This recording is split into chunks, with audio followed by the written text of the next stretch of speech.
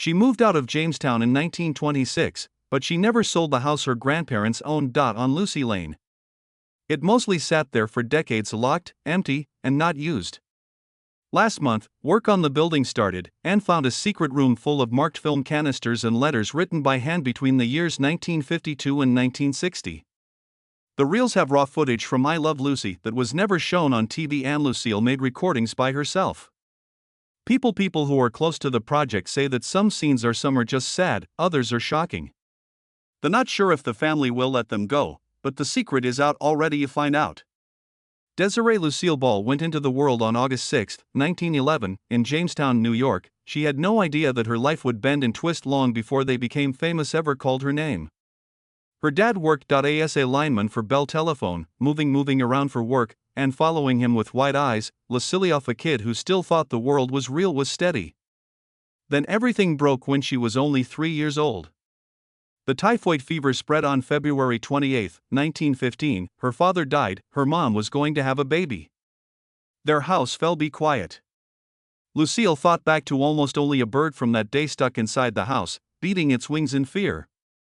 That picture stuck with me. She and became a fear for life of birds.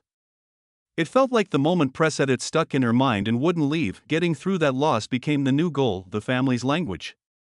They moved. Always looking for stability that never comes. They stayed for a long time. Sometime, they got stuck in Kelleron, New York, at her grandparents' house on what is now as 59 Lucy Lane. It was crowded there. Being around family, noise, and the smell of the money didn't buy enough food. That made it worth it. It was working in every direction. They tried, her grandparents, to keep things together, but came back when a child had an accident involving a gun led to a court case. The family sold the house. Louie watched everything that was familiar goes away again, and her grandfather got stuck in something. Never came back from. That was hers. She feels like she's losing ground everywhere she went. During all of this, something inside her, she kept trying to find a way out. She was already interested in stages when she was 15. Getting ready for school plays, already thinking of herself in a bigger place than Cellarin. She did routines in front of two look-like movie stars in front of her family, and acting like the applause was still coming somewhere ahead. She became an actress. Escape route, a rope attached to the chance that life could be not the same. Girls didn't have a good chance. Like her, without any money or connections, and no map. But she couldn't let it go.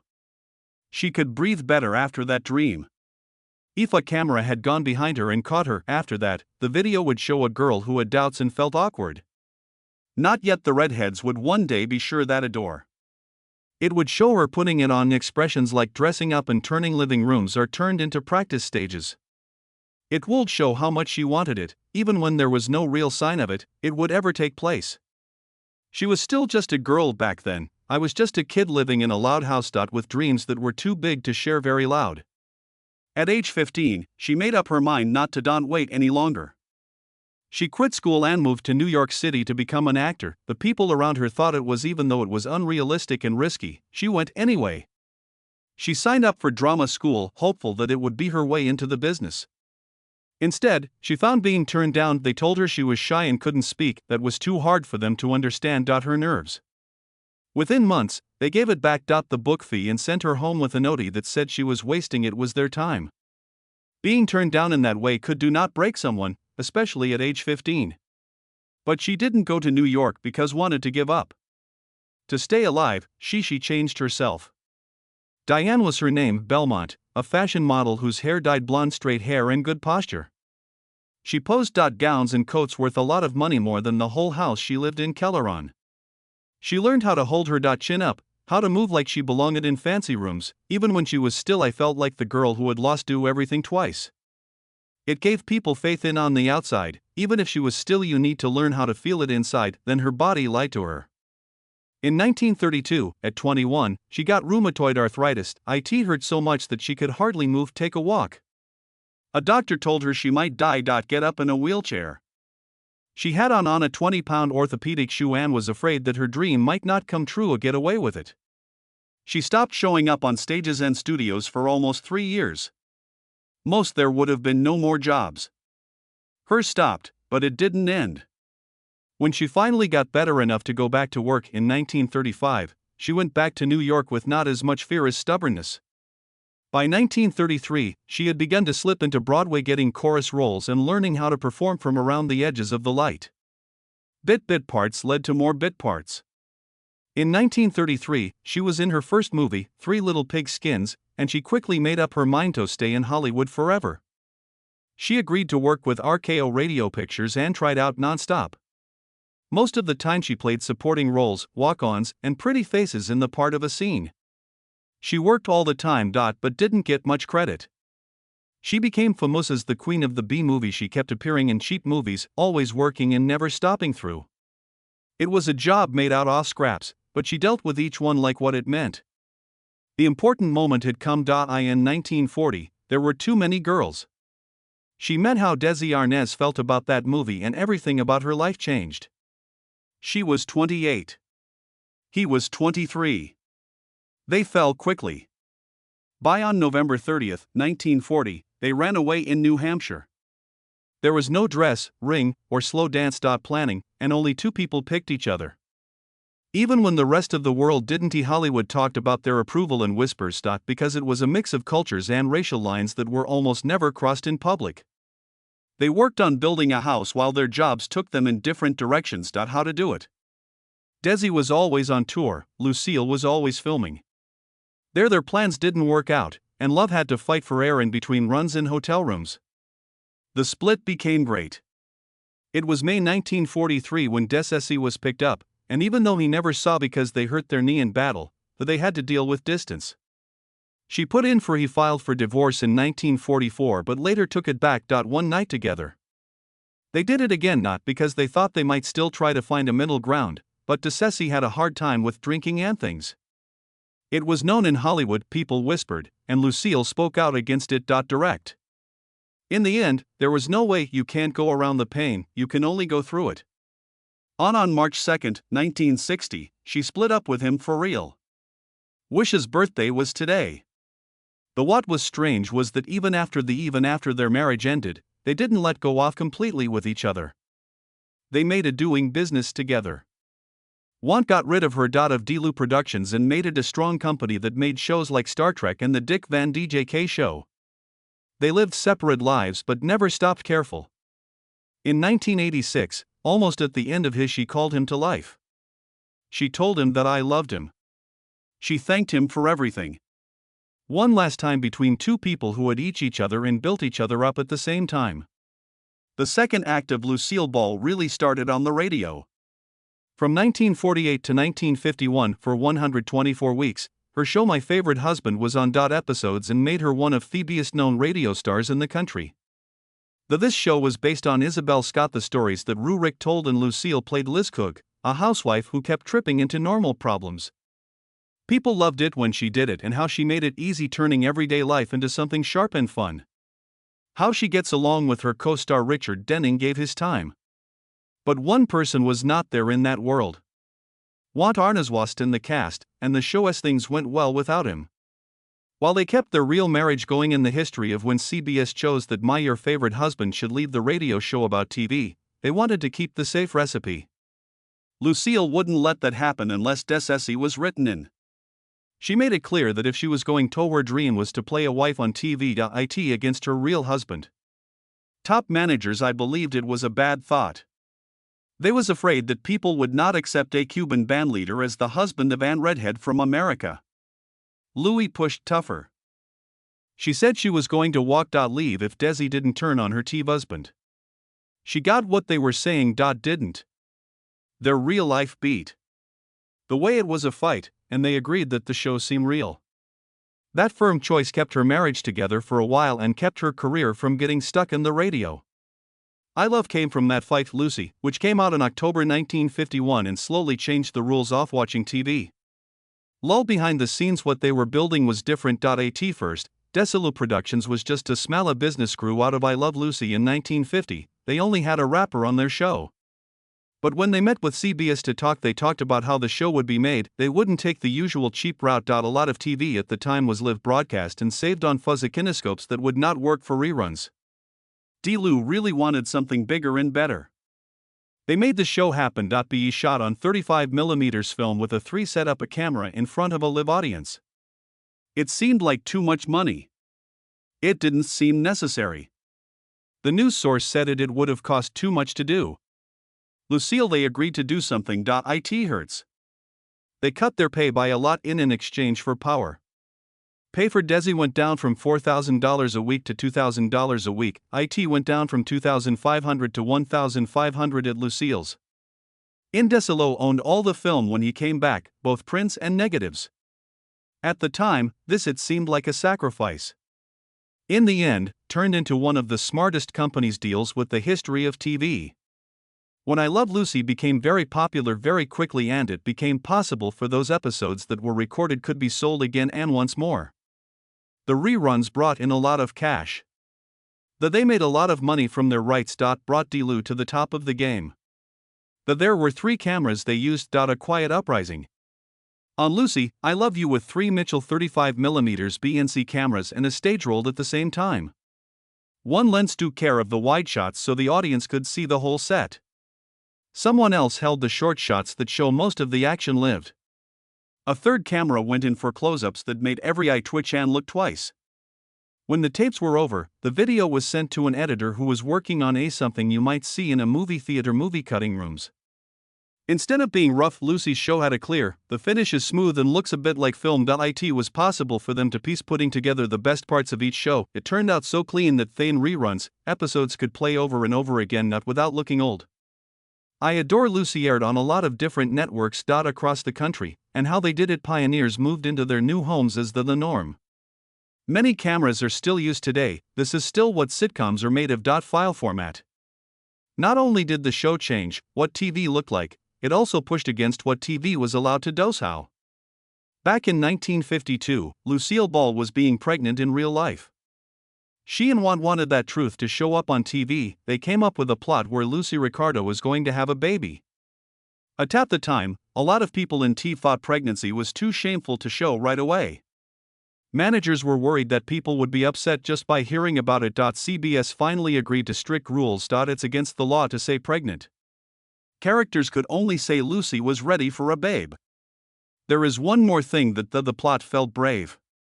When the show where Lucy gives birth to Ricky shown in January 1953, more than 44 million people watched. It turned into one of the most watched events in early watching TV. That moment let the door open. For shows in the future to be about real-life issues in a lighthearted way. About those well-known episodes, there was also a hidden layer. Videos of rehearsals, outtakes, scenes from early tests and parts that were made that never made it to air and after which it was put away. Over the years, some of these have shown up in specials like He Is Lucy's Lost Episodes, but a lot of them are still around. Buried in records. Fans like to think about shelves with unmarked cans, things that haven't been seen since the 1950s, showing how the trial and error worked, every joke and the constant work to make the timing and staging better. Those pieces of work show how much work sat below a half hour of laughter. In America, Lucy was seen as a happy another story was quietly told by a clown building up in her past. In 1936, Lucy, before she signed I Love Lucy an affidavit in California, signing it cast a ballot as a communist have a party. Afterward, she said she did this to make her socialist grandfather Fred happy. There were strong political beliefs held by Hun. She was asked to make a show of thank you. She lived in Los Angeles, still making her career her own. In the same papers, she was named a delegate. To the State Central of California group of the Communist Party. She insisted she had never been to any meetings and never gave money, and never did any work for the party. The registration was kept on file for about 2 years and then expired. It worked for a while. It didn't seem to mean anything. Then 1953 came along, when fear was at its highest during the Red Scare and suspicion could be found everywhere in America politics. The FBI and the House Committee for Un-American Activities found her old registration and began looking into it. J. Edgar Hoover personally asked for the investigation. Lucy's name was put on an FBI watch list at a time when being even connected to communism could hurt a job or even worse. This could not have been the right time. Worse. She was the show's star. The most popular TV show and desolate to big contracts. Good luck. One bad word, one harsh in the end, and everything could have fell down. Lucy chose to deal with it straight on. Go ahead. In September 1953, she made the choice to showed up in front of Whack to explain what had happened. In her secret plea, she made it clear that she had never meant to vote as a communist and that she had never donated or gone to party meetings cash. She said that her name was just a small thing to show her you care grandfather. She also said she didn't know she was on the list of delegates to the state central committee, said that it wasn't her that put her name there, knowing or agreeing to something. The FBI they looked into it and found no proof that she had been a part of any communist group. Their own records back her up. Language.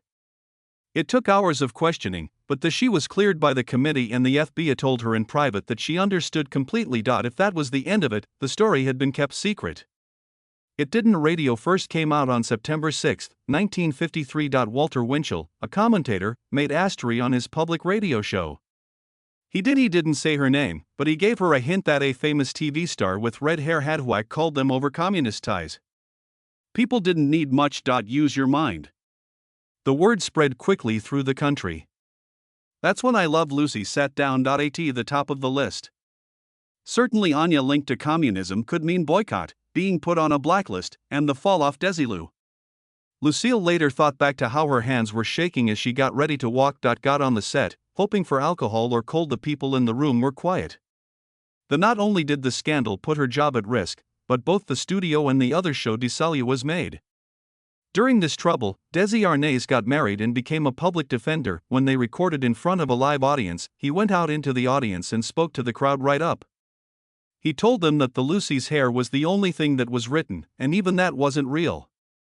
The line made people laugh and calm down. He set things up behind the scenes for a talk to the FBI so that Lucille could get an honest answer.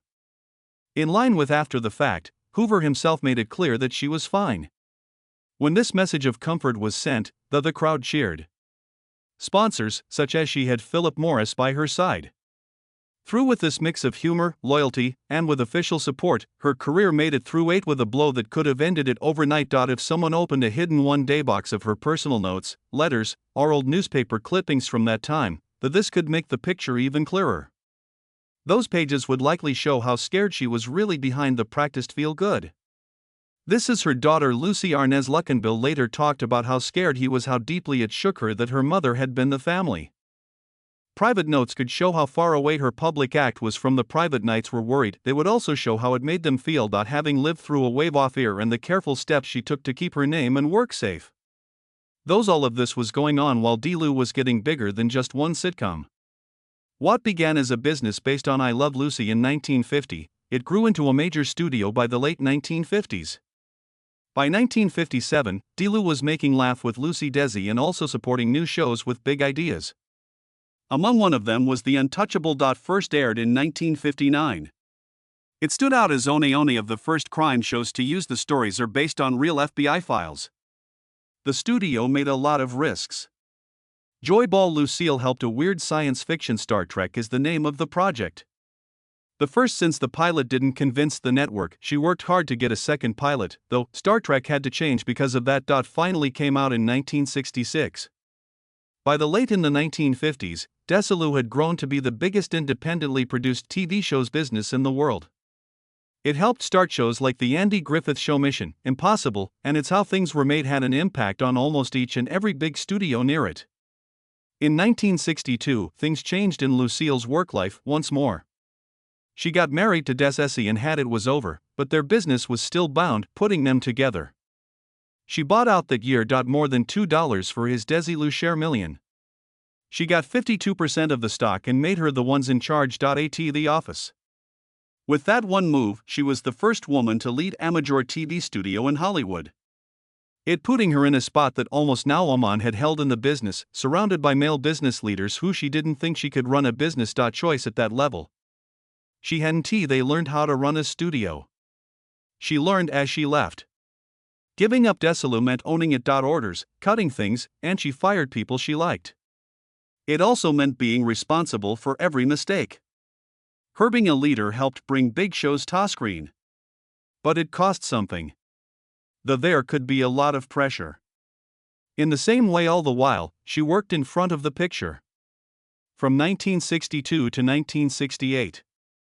And while people watched the well-known physical comedy, behind she was juggling 2 full-time jobs at the time. Parts. She worked on set for a long time, sometimes 16 hours a day. They moved, meetings about budgets came right after, scripts and a schedule. People who did work for her talked about a woman who was hard, strict, and sometimes feared. She wanted everything to be done right, on time, and don't waste. She forgot to do Ceci's work. Gut feelings and said that the job she was worn out. Her health and private life started to get hard because of it. People at work remember someone who was calculating and in charge, but also clearly weighed down by the weight off hoping for. When the Lucy show was over, that's when she changed into Here's Lucy, which ran from 1968 to 1974. She worked this time with Lucy and Desi Jr., her children, and came back with Gail Gordon. She played her office assistant. Brother-in-law in the show Aga, and it ran for 6 seasons. Still, the business world around her was changing. Because of the 1980s, things had changed with TV on, and the tastes were different. When She Life with Lucy tried to come back in 1986, it was too painful. Only 8 ABC showed episodes before the show was called off.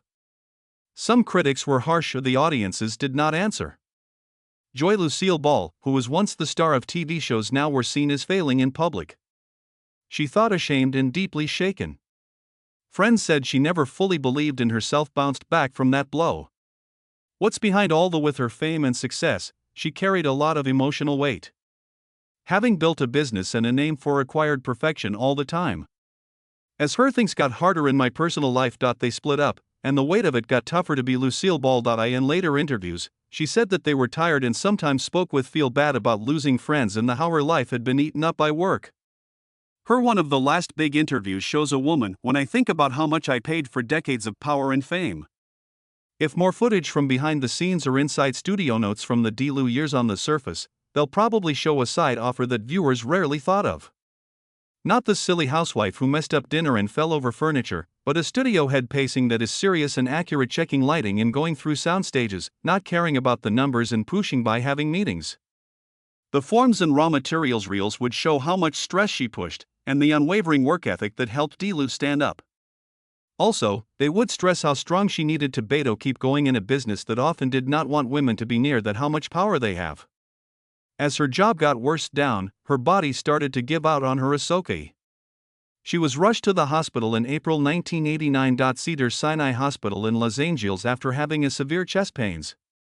Doctors found an aortic that was splitting. Aneurysm and did a 7-hour surgery to fix her aorta and change a valve. She looked like she was for a short time getting better, walking and eating in Hera hospital room. Then a little more than a week after that, on April 26, 1989, her abdominal aorta burst in a different place than the place of surgery. The doctors tried to save her life, but she died at 5:47 in the morning at the age of 77. Her death at the certificate listed cystic medial necrosis, which is when the walls off-tap the blood vessels play anything. She had been having a hard time with heart problems for a long time and reported using drugs that are breathed in, such as Stix, to ease chest pain as soon as 1984. The shocking news of her death shocked fans who had grown up with her spanning 6 decades. Even in her last years, one bond from her childhood kept their power. The man once Desi Arnaz, who had been in both her marriage and the first waves of success, was dying of lung cancer at the end of 1986. In November 30, 1986, was their wedding day. Birthday, their daughter Lucy brought a phone to his bedside. She had the hearing aid to his ear while Lucille talked from far away. She said, "I love you. 5 times in a row, I've called you." He told her that he loved her too. "And good luck with your shows," he said. Was the last time they talked. Desi fell into a coma and passed away on December 2, 1986. After Lucy said her mom cried the whole time I went home after that call. For all those years of fights, divorce, and business there was strain, their connection never really didn't exist. Following the death of Lucille Ball, her picture didn't fade. It got bigger. Repeats off Lucy, "I love Lucy," and here's Lucy running in again. Reaching new generations through syndication who had never seen the first one. Sends out news documentaries and a lot of biographies kept telling her story, putting more focus on her this time role as a leader. She became a sign not just of funny things but also of strong women in TV shows. A woman who had a studio, tried new things, and insisted on taking charge of her own career. Her life was the subject of exhibits at museums and do work. There were special TV tributes celebrating her timing and body courage in comedy, and she was set on in front of the camera.